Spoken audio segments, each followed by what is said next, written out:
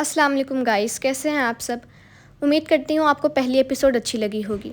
اچھے ریویوز دیں تاکہ میں آپ کی انٹرسٹ کے مطابق اور اچھا لکھ سکوں۔ تو چلیے آج کے ایپیسوڈ شروع کرتے ہیں۔ قسط نمبر 2، ٹکر۔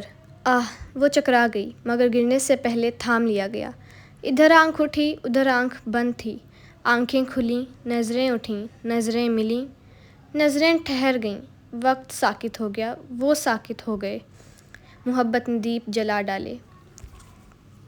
وہ ایک میٹنگ کے سلسلے میں ہوٹل آیا تھا اور اب واپس آفس کی طرف جا رہا تھا۔ ایک کال پہ مصروف ہونے کی وجہ سے سامنے سے آتی لڑکی نظر نہیں آئی۔ چونکہ وہ بھی اپنے دھیان چل رہی تھی تو دونوں ایک دوسرے سے ٹکرا گئے اور اس سے پہلے کہ وہ گرتی عاصم نے اسے تھام لیا۔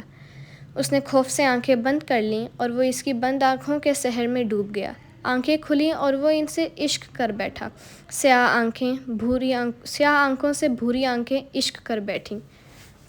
چھوڑیں مجھے، چھوڑوں گا تو گر جائیں گی۔ وہ مسکرانے لگا۔ لوفر انسان، منہ میں بڑبڑایا۔ اب بیچاری اونچی آواز میں کہہ بھی نہیں سکتی تھی، آخر کو اس کے آسرے پہ تھی۔ اگر وہ چھوڑ دیتا تو اس کی کمر کی گارنٹی کس نے لینی تھی؟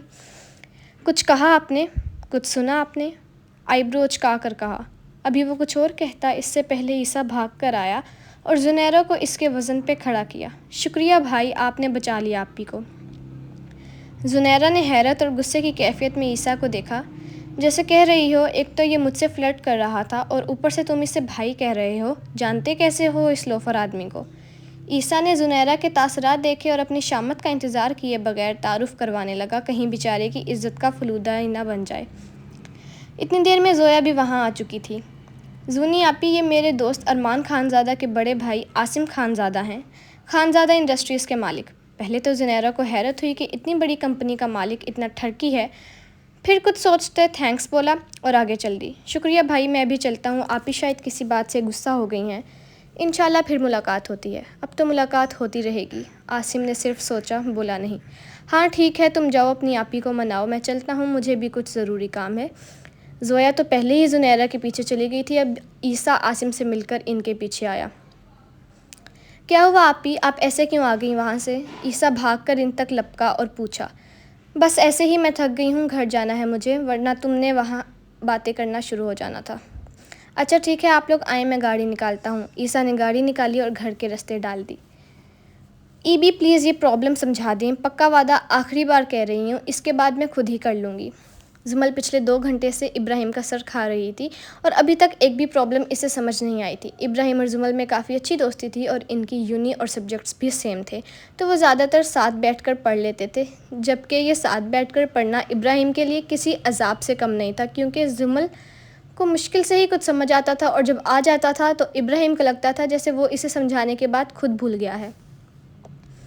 نہیں زمل یار، تم مجھے بہت تنگ کرتی ہو، میں اب تمہارے ساتھ نہیں پڑھا کروں گا، تم نہ خود پڑھتی ہو اور نہ مجھے پڑھنے دیتی ہو، کلاس میں تمہارا دھیان کہاں ہوتا ہے؟ ابراہیم نے تنگ آ کر کہا، لیکن اسے نہیں معلوم تھا کہ اسے یہ کتنا مہنگا پڑنے والا ہے۔ زمل نے روندی شکل بنا لی۔ اتنے میں عیسیٰ لوگ بھی وہاں واپس آ چکے تھے اور عیسیٰ نے لاؤنج میں قدم رکھے اور زمل کو اداس بیٹھے دیکھا تو اس کا دل کیا ابراہیم کو قتل کر دے۔ آخر کو اس نے زمل کے ساتھ ابراہیم کو ایڈمیشن لینے کو کہا تھا تو اس کی صرف یہی وجہ تھی کہ زمل سے متعلق ہر معاملے میں اسے معلوم رہے۔ خیر فی الحال تو زمل کو اداس دیکھ عیسیٰ کا برا حال تھا، اسی لیے سب کچھ بھلائے وہ زمل کے پاس آیا اور اس کے ساتھ والی کرسی پر بیٹھ گیا۔ وہ بیٹھا تھا کہ ابراہیم نے وہاں سے نکلنا بہتر جانا اور عیسیٰ کو اس وقت سوائے زمل کے کسی کا ہوش نہیں تھا۔ کیا ہوا زمل؟ وہ یہ پرابلم نہیں سمجھ آ رہا مجھے اور ای بھی نہیں سمجھا رہا۔ اچھا بس اتنی سی بات ہے، میں کس لیے ہوں، میں سمجھا دیتا ہوں۔ کیا آپ سمجھائیں گے؟ ہاں میں سمجھاؤں گا، لیکن اس سے پہلے تم ایسا کرو، 1 کپ چائے بناؤ اور پھر چائے اور اپنی بکس لے کر میرے کمرے میں آ جانا، میں سمجھا دوں گا۔ ٹھیک ہے، میں بس 10 منٹ میں آئی، یہ کہہ کر عیسیٰ اپنے کمرے میں چلا گیا اور زمل چائے بنانے کچن میں، جبکہ زویا اور زنیرہ تو گھر آتے ہی زویا کے کمرے میں جا چکی تھیں کیونکہ انہوں نے اپنی شاپنگ کو ری چیک کرنا تھا۔ ٹھا کی آواز سے گھر کا دروازہ کھلا، نشے میں دھت وہ گھر میں داخل ہوا، شراب کی بو دور دور تک آ رہی تھی۔ شہین بیگم دوڑتی ہوئی کچن سے باہر آئیں، یہ اس گھر کا روز کا معمول تھا، وہ روزانہ نشہ کر کے اسی حالت میں گھر آتا تھا۔ شاہین بیگم ہاتھ میں لیمو پانی کا گلاس لے کر آئیں اور بیٹے کی طرف لپکیں جو بس لان میں پڑے شیشے کے میز پر گرنے والا تھا۔ شاہین بیگم نے اس کا بازو تھاما اور اسے دائیں جانب رکھے صوفے پر بٹھایا۔ بیٹے کی حالت دیکھ ان کا چہرہ آنسوؤں سے تر تھا۔ بھلے ہی وہ روزانہ اسی حالت میں گھر آتا تھا، لیکن ماں تو ماں ہوتی ہے، کہاں اولاد کو نیست ہوتا دیکھ سکتی ہے؟ اور نشے سے تو اخلاقیات بھی جاتے ہیں، صحت بھی ساتھ چھوڑ دیتی ہے، اور حرام کام سے تو اللہ رب العزت سخت خفا ہوتا ہے۔ بیٹا یہ پانی پی لو، تم بہتر محسوس کرو گے۔ انہوں نے اسے لیموں پانی پلانے کی کوشش کی۔ ابھی انہوں نے پانی کا گلاس آگے بڑھایا ہی تھا کہ اس نے ان کا ہاتھ زور سے جھٹک دیا، جس سے پانی گر گیا اور گلاس چھوٹے شیشوں کی صورت زمین پر بکھر گیا۔ کہا نہ نہیں چاہیے کچھ، دفع ہو جاؤ یہاں سے گھٹیا عورت، وہ چیخ کر بولا۔ شاہین بیگم بیٹے کے ہاتھوں ایسی تذلیل پر ٹوٹ گئیں۔ وہ ہر روز یہی کرتا تھا، لیکن وہ پھر بھی اس کا خیال رکھتی تھیں۔ آخر اولاد تو اولاد ہوتی ہے، لیکن جو اولاد ماں باپ کی عظمت سمجھنے سے قاصر ہو، کیا اس اولاد سے بدتر شخص دنیا میں کوئی ہوگا؟ بدتمیزی کی ہر حد پار کرتا وہ ماں کو خود سے دور کرتا کھڑا ہوا اور لڑکھڑاتا ہوا اپنے کمرے کی جانب بڑھ گیا۔ شاہین بیگم تو اب اس سلوک کی عادی ہو چکی تھیں، پہلے شوہر اور اب بیٹا ان کی سخت آزمائش تھی۔ وہ خاتون روتے ہوئے اٹھیں اور کانچ کے ٹکڑے اٹھانے لگیں۔ شاید لوگ یہ بات بھول جاتے ہیں کہ آزمائش زیادہ دیر کی نہیں ہوتی، جلد نہ صحیح بدیر لیکن ختم ہو ہی جاتی ہے، لیکن سزا کبھی ختم نہیں ہوتی۔ ایسے لوگوں کی سزا نہایت عبرتناک ہوتی ہے۔ جو لوگ دوسروں کی تذلیل کرتے ہیں، انہیں دھتکارتے ہیں، اللہ ان کو کہیں کا نہیں چھوڑتا، نہ دنیا میں نہ آخرت میں، کیونکہ حقوق اللہ تو وہ پاک ذات معاف فرما دیتی ہے، لیکن اپنے بندوں کے حقوق میں معافی تلافی کا کوئی معاملہ نہیں چھوڑتی۔ ٹھک ٹھک، دروازہ کھٹکھٹایا۔ کیا میں آ جاؤں؟ اجازت طلب کی۔ ہاں آ جاؤ۔ عیسیٰ تو جیسے اسی کے انتظار میں بیٹھا تھا۔ وہ دروازہ کھول کر کمرے میں داخل ہوئی۔ ہاتھ میں چائے کی ٹرے لیے وہ چھوٹے چھوٹے قدم اٹھاتی کمرے میں آئی۔ چائے ٹیبل پہ رکھ دو اور بکس لے آؤ۔ جی بھائی۔ وہ چائے رکھ کر کتابیں لینے چلی گئی۔ عیسیٰ بیچارہ آنکھیں میچ کر رہ گیا۔ آخر وہ کون سی صدی ہوگی جب زمل میڈم عیسیٰ کو بھائی کہنا چھوڑیں گی؟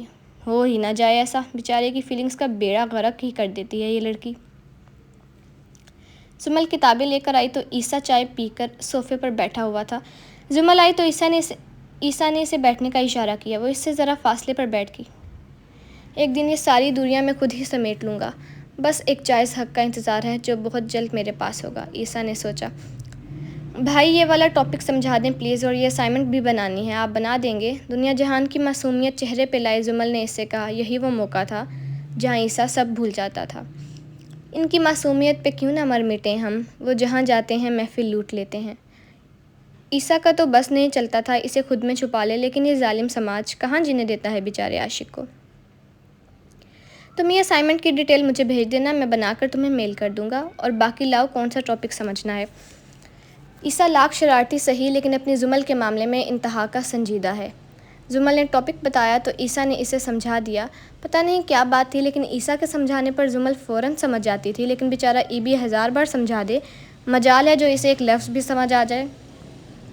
ٹاپک سمجھ کر زمل چلی گئی تو اس نے ایک نظر اسائنمنٹ کی ڈیٹیلز پر ڈالی، پھر وہ صوفے کی پشت سے ٹیک لگا کر آنکھیں موند گیا۔ پہلے بیچارے کو بہنوں نے مال میں ٹگنی کا ناچ نچوایا، پھر گھر آ کر زمل کا بھائی نامہ سنا۔ کیا کیا دکھ جھیلتی ہے ننھی جان۔ ابھی تو ہمارے مسٹر شاہ کی بھی واپسی ہونی ہے گھر میں، دیکھیے وہ اس معصوم جان سے کیا کیا کرواتے ہیں۔ امید ہے آپ کو یہ ایپیسوڈ پسند آیا ہوگا۔ تب تک کے لیے اللہ حافظ۔